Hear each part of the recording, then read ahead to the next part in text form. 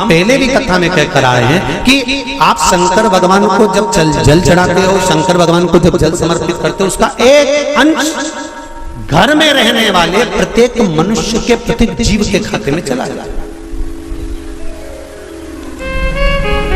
सारी समस्या का हल, जम के बोलो जरा, एक लोटा जल, ये सारी समस्या का। भगवान शिव कह रहे हैं चंचुला तुम प्रेत योनि में मत जाओ, अपने पति को प्रेत योनि से खींचकर कैलाश धाम लेकर आ जाओ। इसको धर्म पत्नी कहते हैं, जो पति से कह दे कि तुम गलत काम कर रहे हो, ठीक है वो अपनी जगह पर धर्म पत्नी का फर्ज है कि वो गलत काम करने वाले पति को भी धर्म का पथ निश्चित करे, धर्म का काम।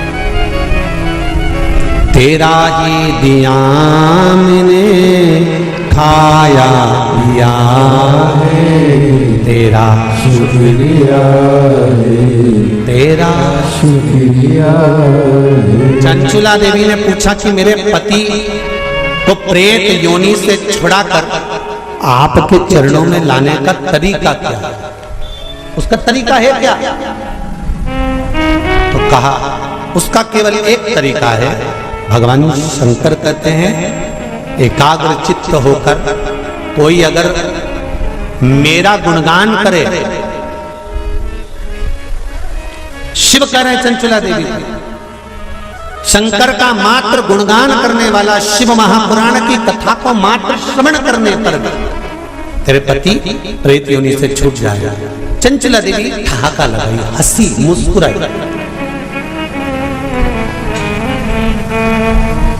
हंसी चंचुला देवी। अब देखिए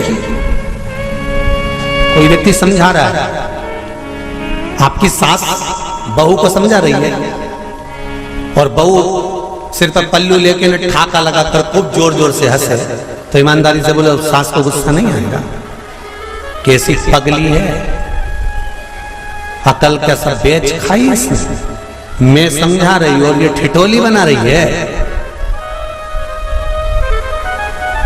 मैं इसको समझा रही हूं और ये मेरे ऊपर हंस रही है। सास बहू को समझाए और बहू खूब ठाका लगा लगा कर हंसे तो सास को बुरा लगता है। शंकर भगवान के सामने चंचुला देवी हंसी, पर मेरे शिव जी को बुरा नहीं लगा।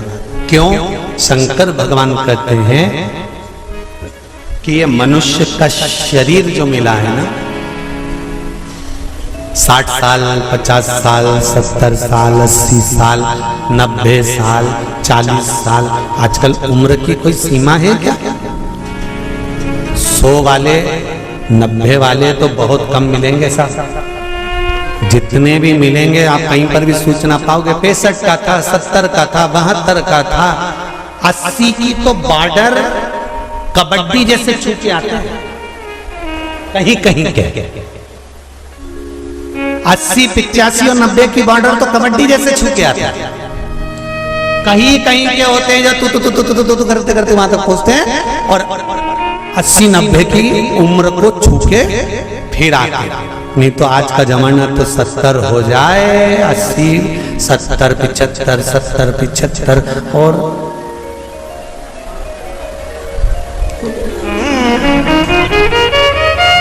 और बीच में कोरोना जैसा आ गया तो फिर तो 75 भी जाने लगे। 35, 40, 42, 45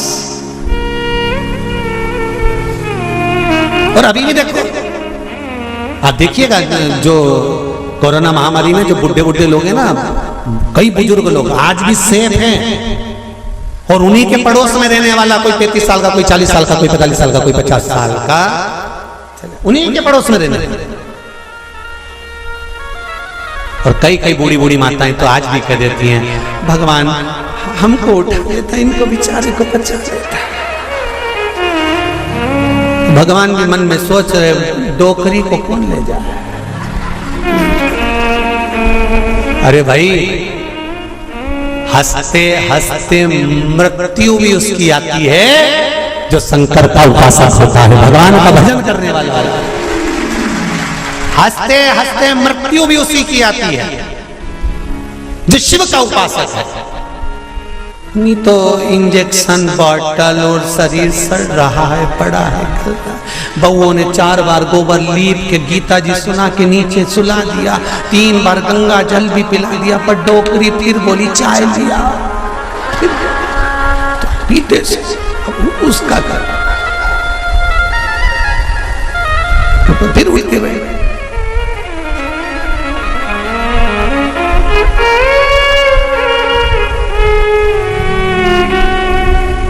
अरे भाई, तुमको अगर बगीचे का सबसे सुंदर फूल पसंद है, तुम एक से बढ़कर एक बगीचे में गए पर फूल वही तोड़ते हो जो तुम्हें पसंद आता है। मेरा महादेव संसार में से उसी को उठाता है जो महादेव को पसंद आता है। ये शिव है जो महादेव को पसंद आता है, नहीं उठाएगा जब तक तुम चाहे गीता जी सुना दो, चाहे गंगा जल पिला दो, चाहे किसी महाराज से पूछ कर कितना भी दान करा दो। हमने काहे दान कर दी, पंडित जी को बुला के गाय भी दिलवा दी, एकादशी भी छोड़ दी, पर ये नहीं छूटी।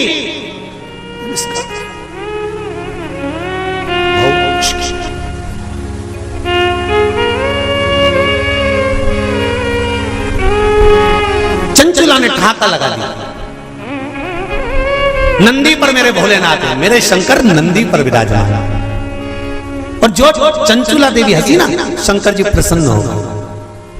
सास समझाए बहू को और बहू हंसते जम के, तो सास को बुरा लग जाता है। मेरे महादेव को मुस्कुराने वाले पसंद है, वो कभी बुरा नहीं मानता कि कौन हंसा, उसको मुस्कुर। इसलिए आपको कथा में कहा, आपके पास में अगर 1 लोटा जल नहीं है, बेलपत्र नहीं है, आपके पास में चावल का दाना नहीं है, फूल नहीं है, तो क्या कहा था, शंकर जी के मंदिर में जाना और उसको देखकर एक स्माइल कर कर मुस्कुरा कर भी आ जाना। शंकर जी भी समझेंगे इतना दुख इसकी जिंदगी में है तो वो भी मुस्कुरा रही है, तो पार्वती जी भी कह देगी चिढ़ा रही है। काहे का मुस्कुरा रही है, वो चिढ़ा के कह रही है कि दुख तुमने दिया है तो मिटाओगे भी तुम, इसलिए मैं मुस्कुरा रही हूं कि मेरे दुख को मिटा देना। जैसी प्रसन्न होकर मैं आई हूं तुम्हारे मंदिर में, ऐसी प्रसन्न कर कर भेजना, ऐसी प्रसन्न।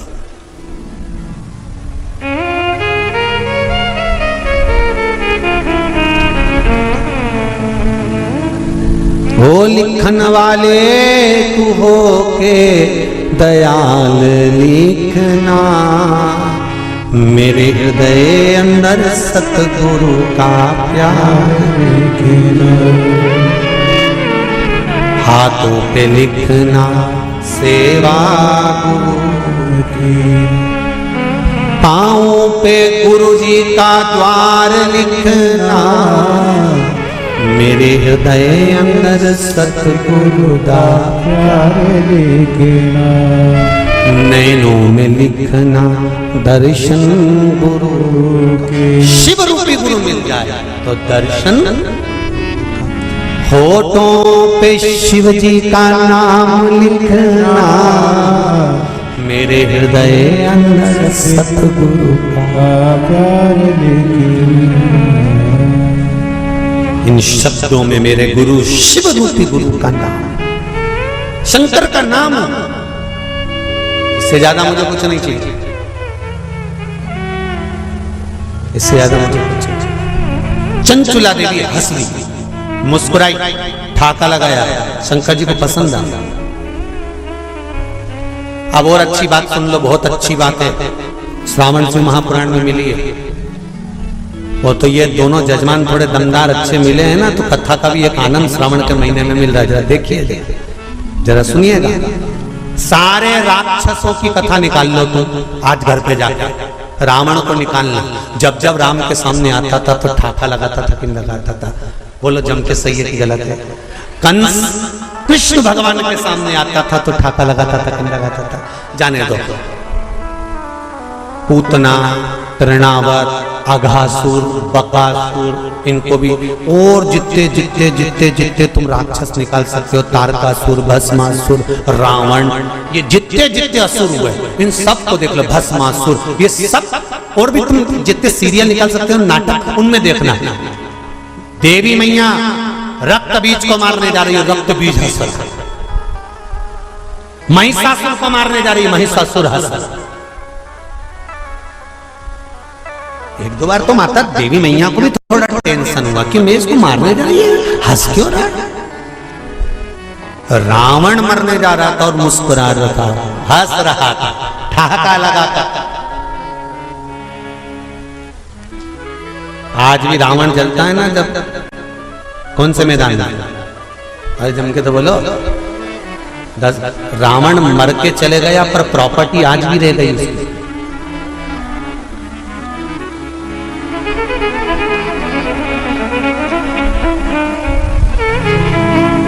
रावण चला गया था पर पूरे भारत में प्रॉपर्टी आज भी रावण के नाम से है। तुम्हारे जिस नगर से तुम आए हो वहां पे आज भी मैदान का नाम जरा जम के बोलो, दशहरा मैदान। तुम्हारे यहाँ राम जी की प्रॉपर्टी, राम जी को सिद्ध करने में सालों लग गए थे, अयोध्या मेरी है। और रावण लंका में रहने के बाद भी भारत में के चले गए, दशहरा मैदान मेरा। तुम्हारे नगर में कोई राम मैदान है? अरे बोलो तो जब, कृष्ण मैदान है?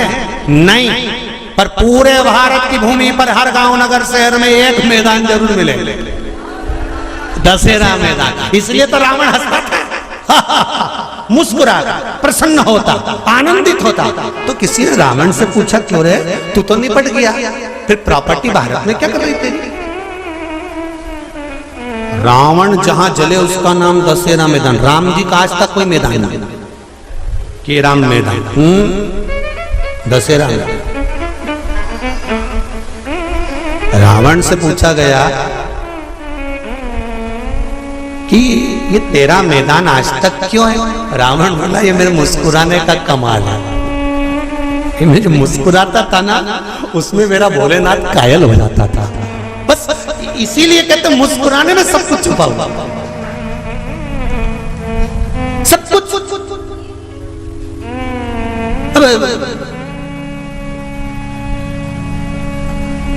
पहले हमारी आदत थी, हम सीहोर में अगर कोई शांत भी हो जाता था तो उनके यहाँ जाते थे, तो उनकी बहुएं रोती थी ना, तो वो हमको देख के चुप हो जाती थी। उनको मालूम है अगली कथा में बोल देगा, तो बहुएं चुप हो जाती थी हमको देख के।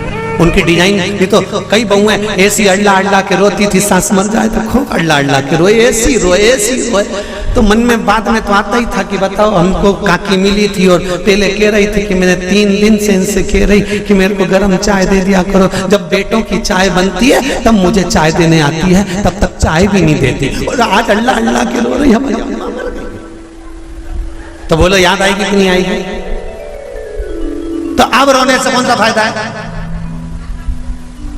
इसीलिए निवेदन है, 25 लाख की गाड़ी में बैठने वाले भी एक दिन 25 रुपए के लोटे में भर के गंगा जी चले जाता था।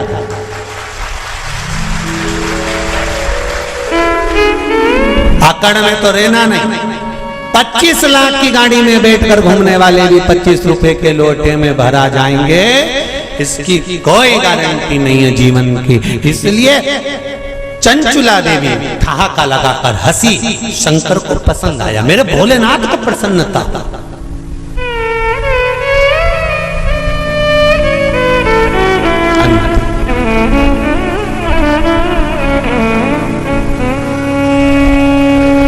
मृत्यु की घड़ी में मौत तुम्हारे सामने खड़ी है और तुम्हारे चेहरे पर स्माइल होगी ना, तो यमराज भी टेंशन में आ जाएगा कि ये हंस क्यों रही है। तुम रास्ते से निकल कर जाओ, एक प्रैक्टिकल छोटा सा करके देखना, तुम रास्ते से निकल कर जाओ, जाते जाते जाते जाते थोड़ा सा मुस्कुराकर चले जाओ, तो 4-6 दुकान वाले टेंशन में रहेंगे। बोलो सही है कि गलत है? 4-6 दुकान वाले टेंशन में रहेंगे, हंसा क्यों, ये हंसा क्यों, ये हंसी क्यों, क्या काम है? मृत्यु की सैया पर प्राण छूट रहे और तुम्हारे मुस्कुराहट है, और मुस्कुराहट किस चीज की है? अंत समय प्रभु आना पड़ेगा, वचन दिया तो निभाना पड़ेगा। आए ना आए प्रभु कुटुंब कबीला, अंत समय भोले आना पड़ेगा। कोई आए ना आए, अंत समय पर मेरा महादेव आए। अंत समय पर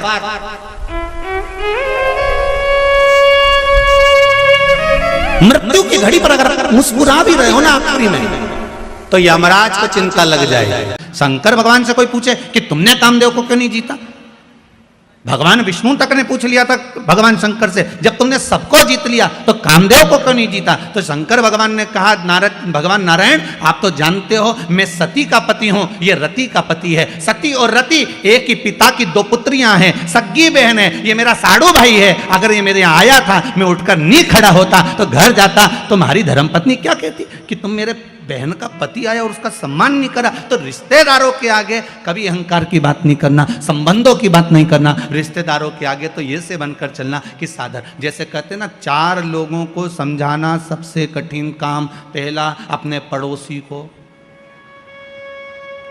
दूसरा अपनी पत्नी को, तीसरा अपने पति को, उसकी मर्जी पड़ेगी वही करेगा। चौथा अपने पुत्र को।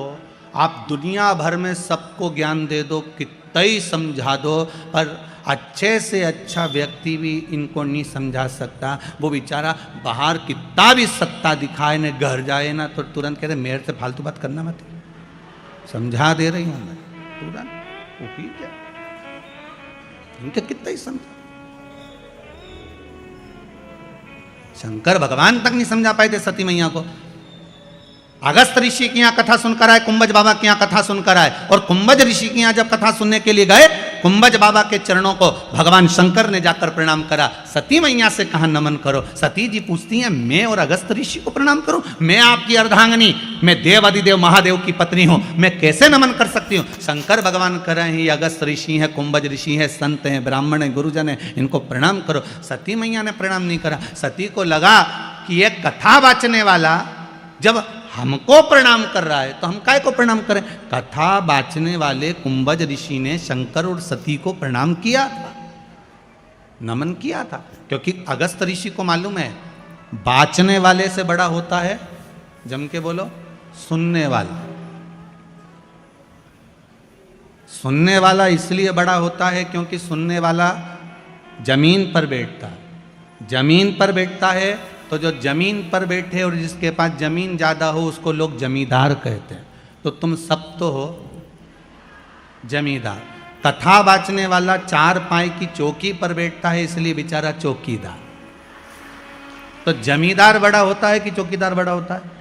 जम के बोलो, जमींदार बड़ा होता है, क्योंकि उसकी मर्जी पड़ी तो पड़ी, बैठा तो बैठा, नहीं तो उठ के वो जाए, वो तो जा रहा है। और जमींदार की मर्जी कहीं कहीं का पाँव भी लंबा कर ले, और कहीं कहीं का जमींदार तो इतना होशियार रहता है जेब में से निकाल के मल भी ले, तो की मर्जी। और जैसे बीच में भजाना है तो फटकी भी दे ले, और जैसे महाराज जी बोले हार हार, वो तो जमींदार है, उसकी मर्जी। पर बेचारा चौकीदार तो जो बैठा पाँव माँव जोड़ के, हाथ पैर जोड़ के कि 3 घंटा एक जगह बैठना है, कथा बाचना है, बाच। तो जमींदार बड़ा कि चौकीदार? जमींदार बड़ा। राष्ट्र के 2 चौकीदार हैं, एक भारत की बॉर्डर पर बैठे हैं जिनके हाथ में हथगोले बंदूकें हैं, जो भारत की भूमि की रक्षा कर रहे हैं। और भारत के 2 चौकीदार हैं, एक भारत की बॉर्डर पर बैठे हैं हथगोले बंदूक लेकर, और दूसरे हैं भारत के संत महात्मा कथाकार जो हाथ में रामायण गीता और भागवत लेकर, शिव महापुराण लेकर बैठे हैं। वो भूमि की रक्षा कर रहे हैं, ये सभ्यता और संस्कृति की रक्षा कर रहे हैं। ये भी चौकीदार।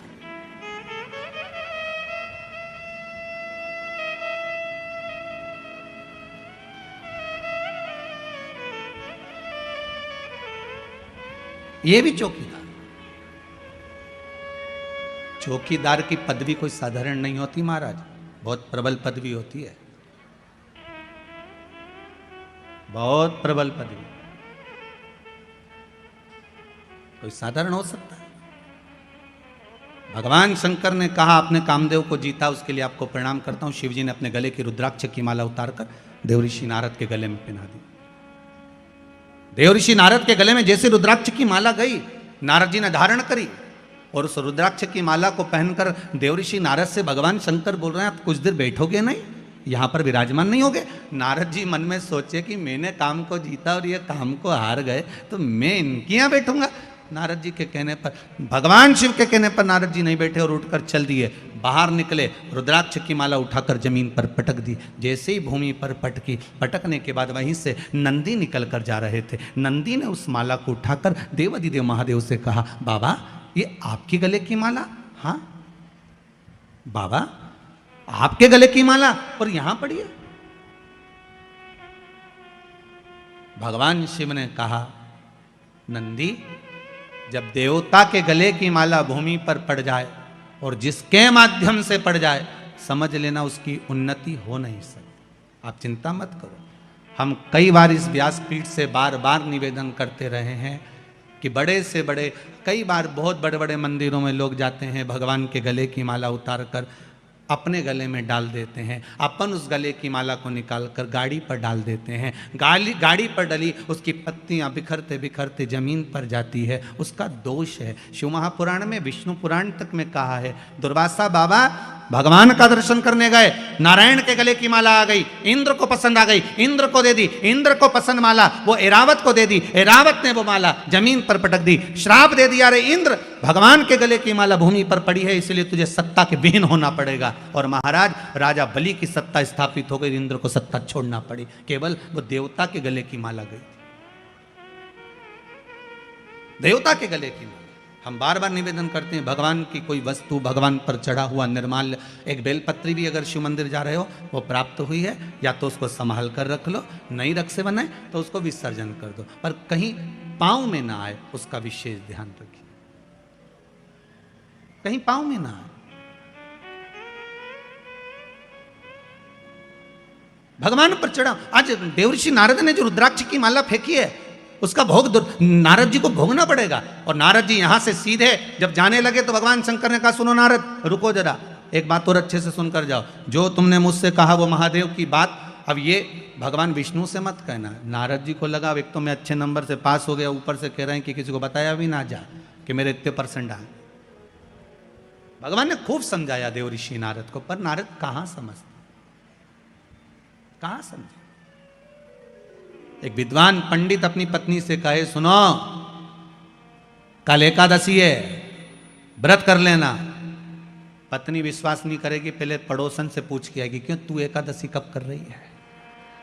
वो विद्वान है बेचारा, इतना विद्वान की लोग उससे पूछ रहे हैं, पर वो भी पड़ोसन से पूछ रही, तू बता एकादशी कब करेगी? सबसे ज्यादा दिक्कत होती है वो हरतालिका तीज के व्रत में, तू कब करेगी? तो हरतालिका तीज का व्रत और माताओं का पूरे मोहल्ले में घूमना, तू कब करेगी, तू कब करेगी। और शंकर जी भी उस दिन इतने व्यस्त रहते हैं, शंकर भगवान से पूछा जाए आज अब कैसे हो, शिव जी बोलते हैं बस मस्त हूँ, पूछो ही मत ही बस।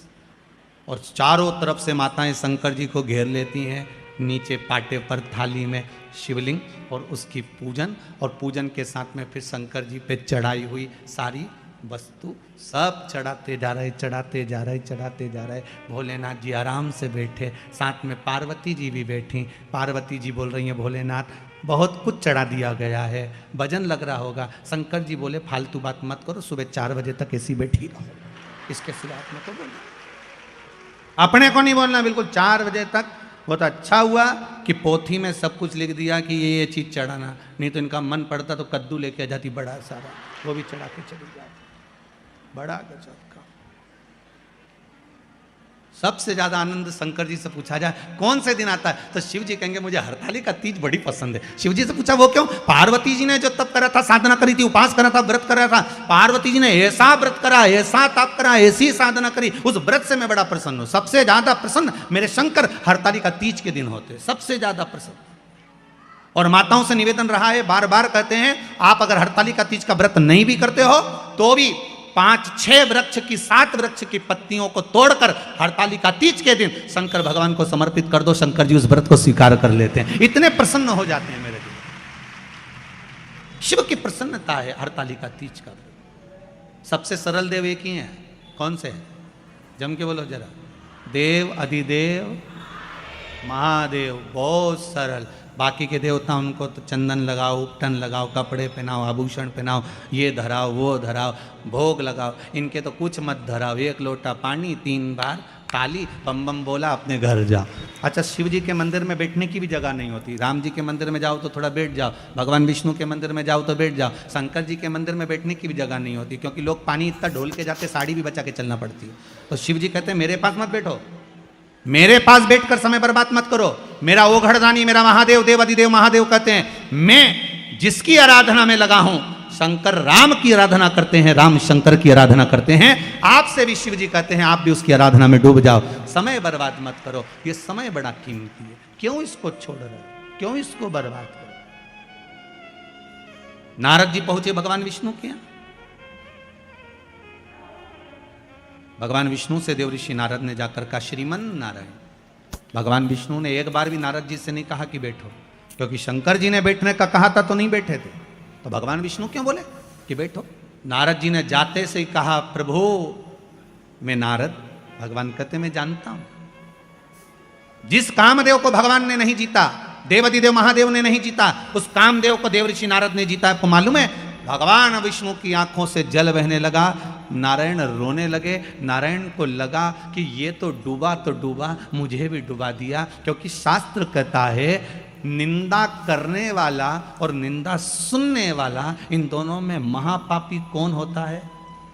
सुनने वाला। निंदा कर रहे थे नारद, सुन रहे थे भगवान विष्णु, तो महापापियों की गिनती में नारायण को भी आना पड़ा और रो पड़े। लक्ष्मी जी पास में खड़ी थी। माता लक्ष्मी ने पूछा, नाथ क्यों रो रहे हो? भगवान कह रहे हैं, इस देवऋषि नारद ने मुझे महापापियों की गिनती में खड़ा कर दिया। क्यों? निंदा करिए नारद जी ने भगवान शंकर की, सबकी निंदा करते चल जाता, पर देवाधिदेव महादेव की निंदा सहन नहीं होती। जिसने दुनिया को केवल दिया है, उससे लिया नहीं, तो उसकी निंदा कैसे सुन सकते? उसकी निंदा कैसे सुने? प्रभु तो रो क्यों रहे हो? भगवान ने कहा, देवऋषि नारद ने निंदा करी।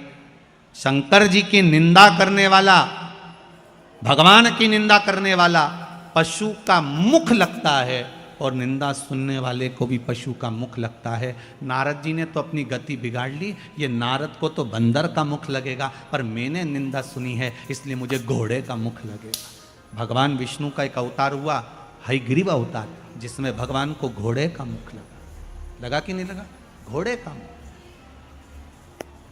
मुझे घोड़े का मुख लगेगा, और वो देवऋषि नारद के कारण लग रहा है। ये देवऋषि नारद के चक्कर में लग रहा है, ये घोड़े का मुख। रो रहे हैं भगवान। भगवान देवऋषि नारद से बोले, नारद जी आपने कामदेव को जीता मानते हैं, पर आपके ये शब्द नहीं निकलना थे कि आपने शंकर भगवान जिस कामदेव को नहीं जीते उसको हमने जीता है। आपने ये क्यों बोला?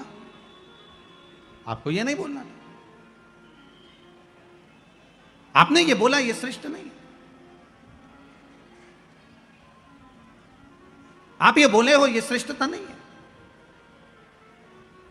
महाराज ये गलत आपने संबोधन कर दिया, ये संबोधन श्रेष्ठ नहीं महाराज। और जब सुना, जब श्रवण किया, हमारे बीच में आदरणीय संत महोदय का आगमन हुआ है। एक बार जोरदार ताली बजाकर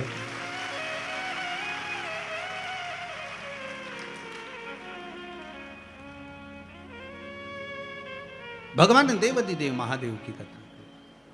शंभु शरणे पड़ी मांगू घड़ी दुख दया करी।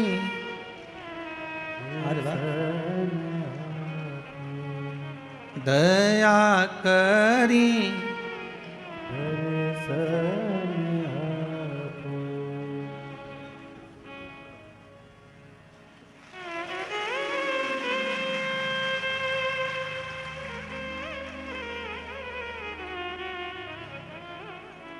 शंभु शरणे पड़े मांगू घड़ी दुख दया करी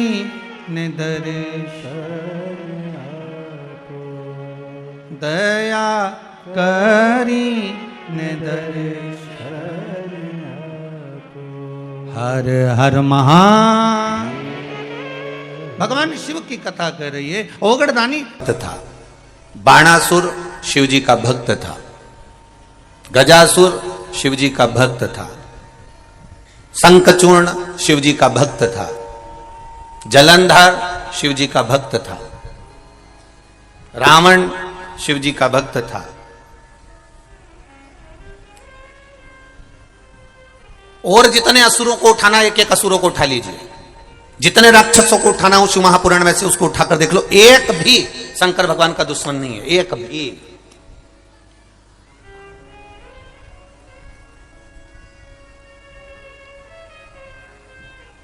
भस्मासुर,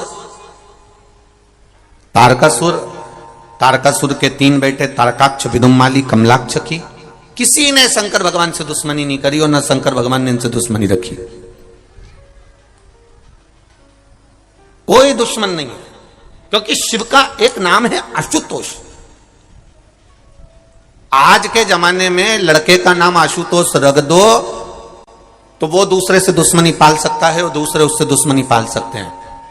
नाम रखने से कुछ नहीं होगा महाराज कि तुम्हारा नाम ये हो गया।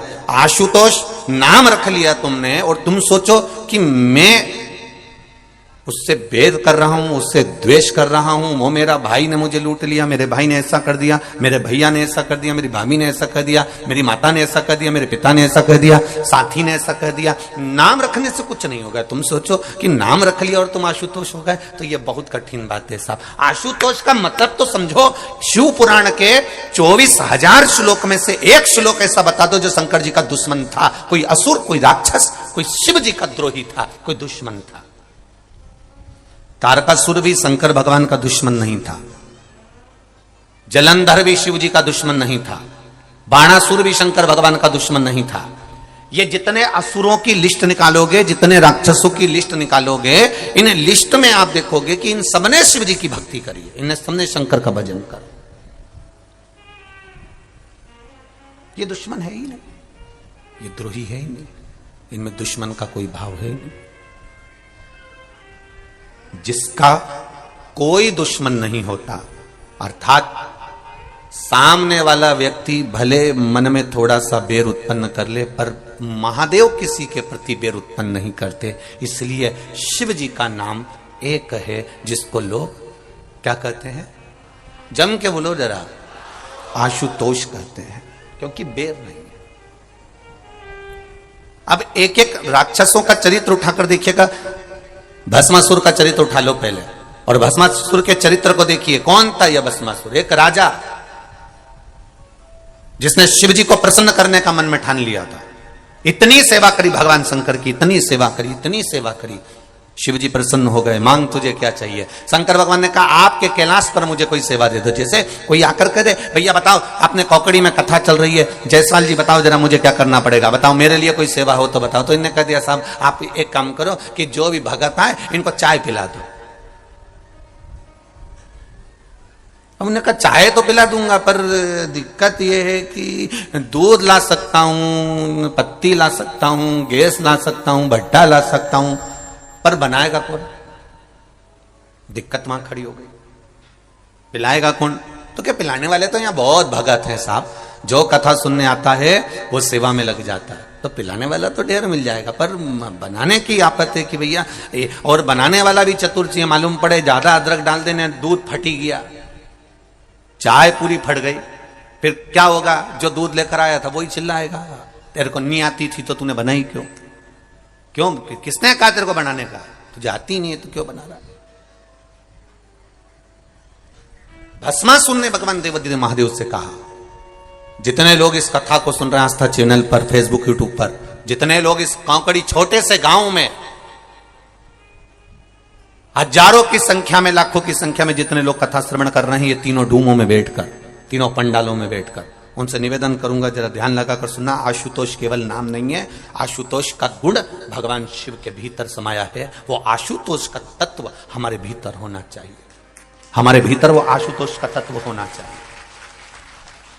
क्यों कहते हैं? जिस लड़का और लड़की का संबंध टूट रहा है, अदालत में केस चल रहा है, जरा सी बात के पीछे तलाक की बात हो गई, तो क्यों कहा जाता है कि आशुतोष नाम से शंकर भगवान पर जल चढ़ाना प्रारंभ करो? वो ग्रस्त जीवन वापिस जुड़ जाएगा और परिवार एक हो जाएगा और दोनों में विवाद नहीं होगा। आशुतोष नाम में इतना फल है हमारा। केवल एक आशुतोष नाम का स्मरण कर लेना, आशुतोष नाम का केवल उच्चारण कर लेना कोई साधारणता नहीं है।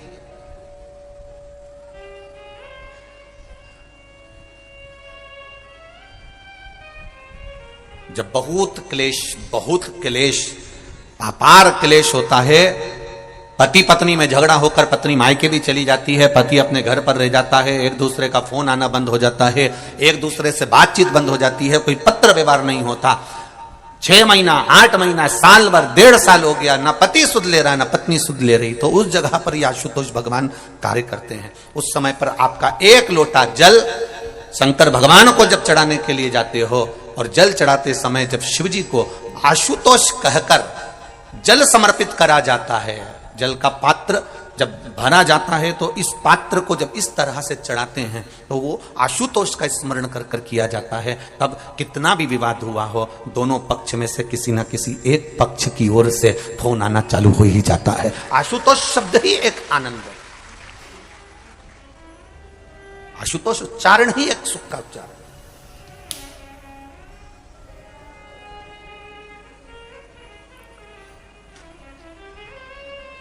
भस्मासुर ने पूछा मेरे लिए सेवा, शिव जी ने कहा क्या सेवा दूं तेरे को? पार्वती जी बोली कोई तो सेवा देना पड़ेगा, आपका भक्त है, भजन कर रहा है, पूजन कर रहा है। अब इतनी दूर से आए लोग और पूछे कोकड़ी में आने के बाद हमको सेवा बताओ, तो जो बोले ना साहब सेवा बताओ सेवा बताओ सेवा बताओ, कोई ऐसी सेवा बताओ साहब कि वो सेवा के लिए फिर सोचे कि दादा बड़े गजब फंसे रे, बड़े गजब फंसे। पर लोगों को सेवा कहां चाहिए? हमें मंच की सेवा दो, हमें स्टेज की सेवा दो, हमें फूल माला की सेवा दो, हमें पंडाल की सेवा दो, हम सीटी बजाएं ने सबको बिठाएं।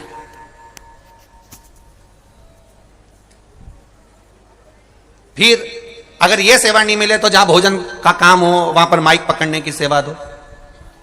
यह सेवा नहीं बने तो फिर हमको जो है सबको भोजन परोसने की सेवा दो। और उससे भी बड़ी सेवा कही कि हम बर्तन यहां से हम लोगों से कहेंगे बर्तन उठा के वहां रखो, प्लेट उठा के वहां रखो, तो यह सेवा हमारी। अब इतनी बड़ी बड़ी सेवा लोगों ने ले ली, फिर इससे जो बड़ी सेवा है कि साहब, इससे बड़ी जो सेवा है कि साहब वो देख के आओ पूरे पंडाल में कहीं गंदगी तो नहीं है पड़ी, कहीं कचरा तो नहीं पड़ा, तो इतने में वो कह देगा बताओ, हमें बोल रहा है कचरा देखने का, हमें बोल रहा है गंदगी देखने के लिए, सारी अच्छी अच्छी सेवा इनको दे दी और वो सेवा हमको दे दी।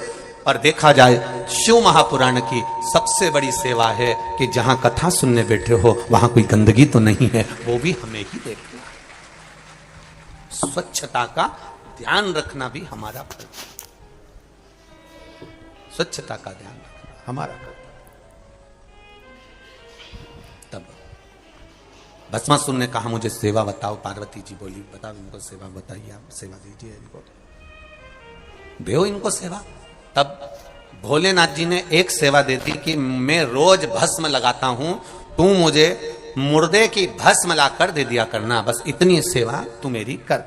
अब भस्मासुर ने कहा प्रभु वाह क्या सेवा दी है, बहुत बढ़िया सेवा है, अब बताओ कहीं का होता तो कह देता बताओ मुर्दे की भस्म लेने भेज रहा मेरे को, पर भगवान ने कहा नहीं तू मुर्दे की भस्म ढूंढ के ला। अब ये रोज जाता मुर्दे की भस्म लेकर आ जाता, रोज जाता शमशान से मुर्दे की भस्म लेकर आ जाता, रोज जाता मुर्दे की भस्म लेकर आ जाता। साल निकल गए, अब कोई जरूरी है कि रोज कोई मरेगा?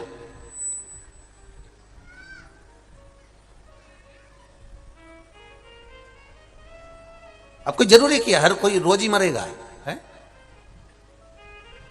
भाई, दूल्हा एक बार बनता है, दुल्हन एक बार बनती है,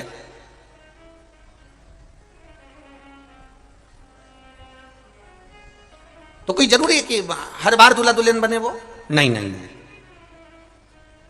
अब कोई मरा ही नहीं। भस्मासुर ने अपनी पत्नी से कहा आज सवेरे से घूम रहा हूं पर कोई मुर्दे की भस्म ही नहीं बन रही, मिल ही नहीं रही। पत्नी ने कहा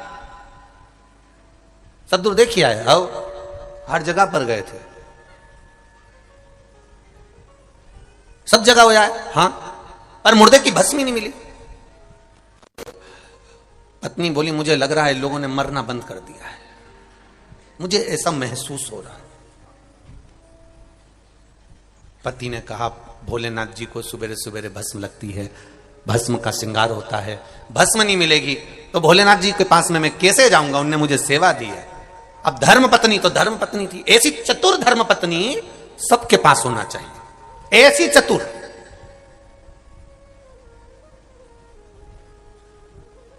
लोगों को लगता जरूर है कि गणेश जी के पास में रिद्धि सिद्धि है, नारायण जी के पास में लक्ष्मी है, भगवान ब्रह्मा जी के पास में ब्रह्माणी है, ब्रह्मा जी के पास में ब्रह्माणी है, भगवान विष्णु के पास में लक्ष्मी है, गणेश जी के पास में जम के बोलो रिद्धि सिद्धि है, और हमारे पास में जिद्दी है।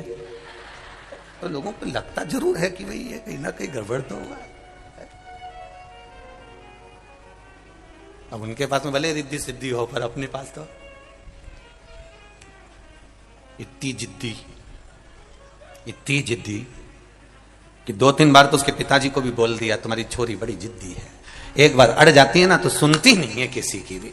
तो उनके पिताजी ने भी कह दिया बेटा तुम ये मत सोचना कि गणेश जी की रिद्धि सिद्धि थी, अपनी तो जिद्दी हमारी, तुम्हारी सास भी ऐसी है। अब वो क्या बोले उसके लिए, बोले तो बोले, क्या बोल सकते उसके लिए। तब जमाई ने भी सोच लिया ससुर तो खुद बेचारे परेशान है, और ईमानदारी की बात है तुम खुद देख लेना अपने अपने ससुराल जाकर, जितनी सास की चलती है उतनी ससुर तो बेचारा लकड़ी की कुर्सी पे बैठा मिलता है। तुम खुद देखो अपने अपने ससुराल जाकर, ससुर बेचारा कुर्सी पे बैठा है, काम करता रहेगा, उसका तो बेचारे ससुर का मुंह भी इतना नहीं चलता जितना, भले इसके मुंह में दांत नहीं, पूरा सोफा सेट निकल गया, पूरा गाया, पर इतनी बोले, और कभी कभी जब खाने बैठे तब फ्रिज में से दांत निकाल के फिट करके फिर बैठी। अब जमाई को भी लगा बिना दांत के इतनी बोल रही, अब दांत लग गया तो कितनी बोलेगी, सोचने वाली बात। तो इस अंदाजे में मत रहना भाई। हो धर्म पत्नी मिले, भस्मासुर की धर्म पत्नी बड़ी चतुर थी, बड़ी विद्वान, और भस्मासुर की धर्म पत्नी ने तुरंत, भस्मा ने कहा मैं क्या करूं तू बता मेरे को। धर्म पत्नी बोली देखो सीधी सीधी बात है, मुर्दे मिलना मुश्किल हो गए, शमशान में आग नहीं लग रही है, भस्म नहीं मिल रही है, तो तुम एक काम क्यों नहीं करते, अपनी खुद की फैक्ट्री क्यों नहीं खोलते, अपनी खुद की फैक्ट्री खोलो। भस्मासुर ने कहा मतलब मैं जाके मर जाऊं और मेरी भस्म शिव जी को चढ़ जाए। पत्नी बोली फैक्ट्री का मतलब ये थोड़ी ना है, कच्चा माल दूसरी कंपनी का लाओ, अपनी फैक्ट्री से सर्व करो।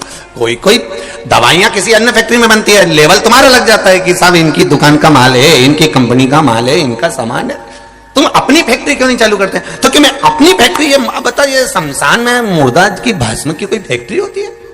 इतने में धर्म पत्नी ने कहा भोलेनाथ जी तुम्हारे इतने प्रिय हैं, तुम शिव जी का इतना भजन करते हो, एक बार फिर अच्छे से तप करो, साधना करो, शंकर भगवान आशुतोष हैं, वो तुम्हें वर जरूर देंगे। तो वर क्या मांगना है? तो क्या बस फैक्ट्री मांग लेना? तो फैक्ट्री क्या?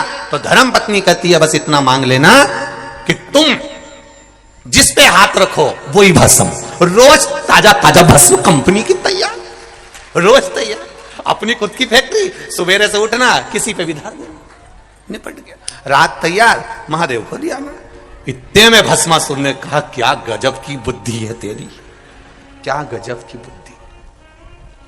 अब इसको इतनी सी अकल नहीं आई कि अगर सुबह से उठ के इसने तेर पे धर दिया तो तू तो गई।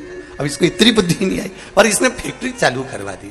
और भस्मासुर तप में लीन हो गया। क्या तप करा है भस्मासुर ने, क्या तप करा। शिव जी प्रसन्न हो गए। क्या बात है भस्मासुर, प्रभु मैं बड़ा दुखी हूं। शंकर जी ने पूछा क्या दुख आ गया तेरे को। प्रभु आपके लिए भस्म नहीं ला सकता क्योंकि मुर्दे ही नहीं मिलते हैं, तो मैं जली हुई भस्म कहां से लाऊं। शंकर भगवान बोले तो फिर क्या करेगा, बस आप मुझे वर दे दो, मैं जिस पे हाथ रखूं वही भस्म हो जाए, इतनी कृपा कर दीजिए बस, और कुछ नहीं चाहिए।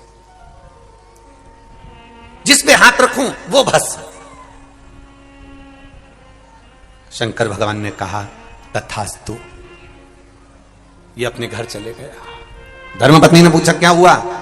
भगवान शंकर प्रसन्न हो गए। हो, उन्होंने वर भी दे दिया, जिस पे हाथ रखे वही भस्म। धर्मपत्नी बोली पहले एक आध बार फैक्ट्री की मशीनों को ऐसे ही चला के देखना पड़ता है, काम कर रही कि नहीं कर रही। तो पति ने बोला क्या, शिवजी बहुत चतुर हैं, तुम्हें इतनी जल्दी भस्म होने का आशीर्वाद नहीं दे सकते, ये मैं गारंटी देती हूं। इतने में पत्नी ने जैसे ही बोला तो पति बोला तू ऐसा मत बोल, वो महादेव हैं, ऐसा हो नहीं सकता कि वो मुझे वर नहीं दे सकते, वो तो वर देते हैं। नहीं नहीं नहीं, तुमने प्रैक्टिकल करके देखा है कहीं, हाथ रख के देखा है तुमने कहीं।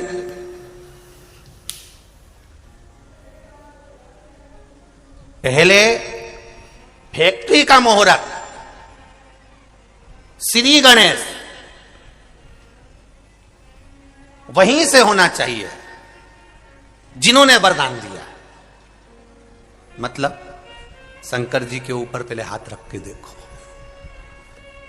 अगर वो भस्म हो जाए तो समझ लो कि तुम्हारा आशीर्वाद तुम्हें अच्छा मिल गया, और नहीं हो तो समझ लो ने झूठा वरदान दिया। अब भस्मासुर वापिस पहुंच गया। हर हर महादेव। शंकर भगवान ने पूछा दादा कैसे आ गया। कुछ नहीं, आपके ऊपर हाथ रख के देखना है। शिव जी बोले क्यों। शंकर भगवान बोले तू मेरे ऊपर हाथ क्यों रखना चाहता है, बस मुझे देखना है कि आपने जो भस्म का आशीर्वाद दिया वो सही है कि गलत है। क्योंकि सवेरे सवेरे मालूम पड़े मैं गया ब्रह्म मुहूर्त में, मैंने जाकर किसी के ऊपर हाथ रख दिया और वो भस्म ही नहीं हुआ, और मालूम पड़े तुम्हारे लिए भस्म लाना और मिली नहीं, तो फिर मैं क्या करूंगा। इसलिए मैं तो आज ही प्रैक्टिकल करना चाहता हूं। शंकर भगवान बोले क्या करेगा, बस आप पर हाथ रखूंगा। शिव जी ने बोले मैं अब भी नंदी को बुलाता हूं। तो भस्मासुर बोला नंदी की क्या जरूरत है। शंकर भगवान बोले तुझे जरूरत नहीं, जरूरत मुझे, तुझे जरूरत नहीं है, बस नंदी की जरूरत मुझे है। तो तुम नंदी से क्या करोगे। शंकर भगवान बोले रुक तो जा, और जोर शंकर जी ने डमरू खड़काया, जो डमरू बजाया, नंदी आया।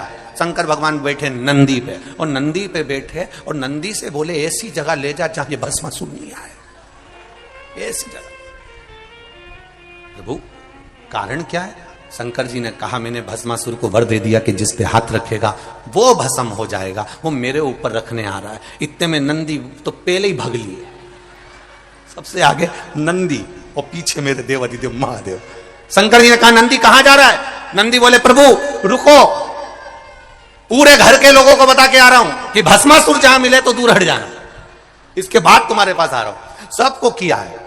गणेश जी रिद्धि सिद्धि को लेकर चले, कार्तिकेय बाबा चले, पार्वती मैया चली देवाधिदेव महादेव के पास में। महादेव बोले पार्वती जी से तू क्यों आई मेरे पास में, कि वो उस भस्मासुर को आपने वर दे दिया। शंकर भगवान बोले वो तो मैं निपट लूंगा, तू तो अंदर जा, तू चिंता मत कर। शिव जी अब नंदी के साथ भागे।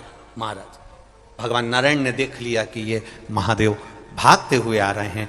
बैठे थे आराम से, नारायण लेटे हुए थे। लेटे लेटे शंकर जी वहां पहुंच गए। लक्ष्मी जी चरण दबा रही थी। शिव जी को घबराए हुए देखकर भगवान विष्णु ने पूछ लिया आप यहां आज कैसे आना हुआ मेरे देवाधिदेव महादेव। शंकर भगवान बोले मैंने वरदान दे दिया। नारायण बोले आपकी तो आदत ही है वरदान देने की, ये तो आप पे बड़ी कृपा है, आपका नाम आशुतोष है, इसलिए आप वरदान दे देते हो, शीघ्र प्रसन्न हो जाते हो। आपने वर दे दिया, बड़ी प्रसन्नता की बात है, उसमें घबराना क्या। शंकर भगवान ने बोले कि मैंने जिसको वर दिया उसको भस्म होने का वर दिया कि जिस पे हाथ रखेगा वो भस्म हो जाएगा, तो उसमें टेंशन क्या है।